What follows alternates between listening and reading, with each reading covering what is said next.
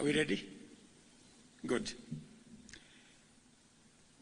Over the past 1 month, Kenya's credentials as a democratic nation have been severely tested. During this time, the country has engaged in a difficult public conversation, providing an opportunity to reflect deeply on the relationship between fundamental rights and democratic freedoms, our collective aspirations for prosperity, and efforts to secure opportunities for all, and the imperative to advance national sovereignty and the security of the state. In this discourse, the people of Kenya have expressed their views on governance, development, economic management, national finances, and many other aspects of our nationhood. It is of utmost importance that the government takes measures to affirm our commitment to actualizing the people's aspirations, assure citizens that the state exists to serve them efficiently and with integrity, and to signal to all that our national values and principles of governance are the foundation of our national dispensation. The issues that have come to the fore requiring expeditious attention as matters of urgent priority include an accelerated program to significantly increase our food production and agricultural sector development, in addition to the interventions that we already have, so as to reduce the cost of living and enhance food security in our country. And together with it, to provide requisite raw materials for our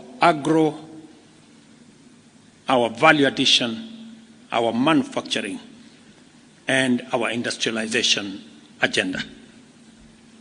The need to expand existing job creation opportunities and programs, and to create new interventions to address unemployment in order to absorb thousands of unemployed young people and provide them with gainful employment opportunities.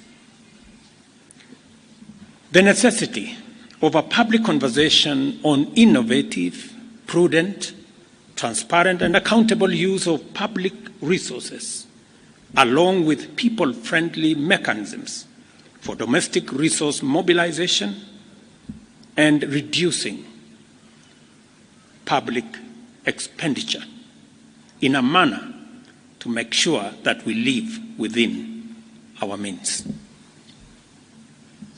Number 4, the imperative of addressing the significant challenge of public debt by establishing and implementing very clear mechanisms to reduce public borrowing and insulate the country from risks associated with debt accumulation, including prudent financial management to avoid debt distress.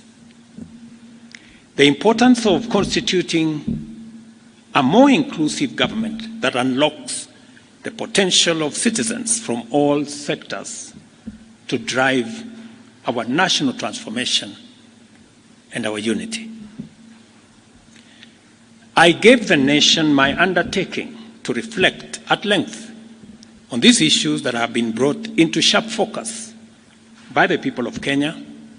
I also promised to consult widely on the way forward, and I also promised to craft a broad-based government that would harness the enormous potential in our country to turbocharge our economic transformation and to provide for inclusive growth. While the events of the past 1 month have caused tremendous anxiety, concern, and uncertainty, the crisis has presented us with a greater opportunity as a nation to craft a broad-based an inclusive citizen coalition for national transformation and progress, made up of all Kenyans from all walks of life. It cannot be denied that our nation has been in a crisis caused by multiple and complex factors. Neither can we turn away from recognizing that the opportunity before us is greater than the crisis. Together, we have a chance to take our country where we all want it to be and make our nation, the Kenya we want, a great nation. For these reasons, I have consulted extensively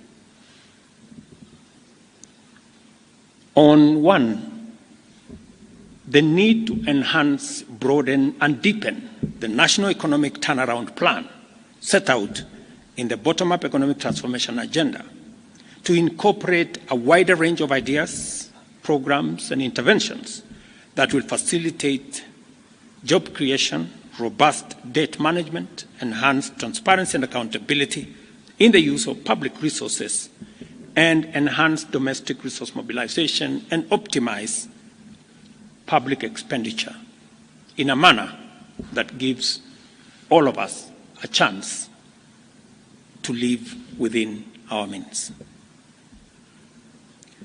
Consequently,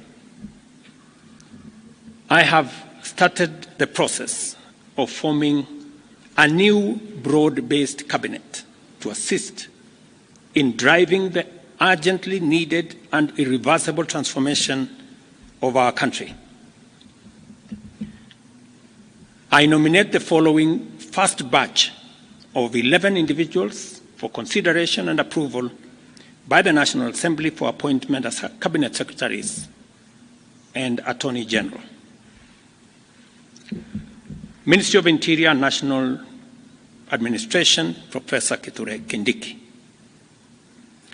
Ministry of Health, Dr. Deborah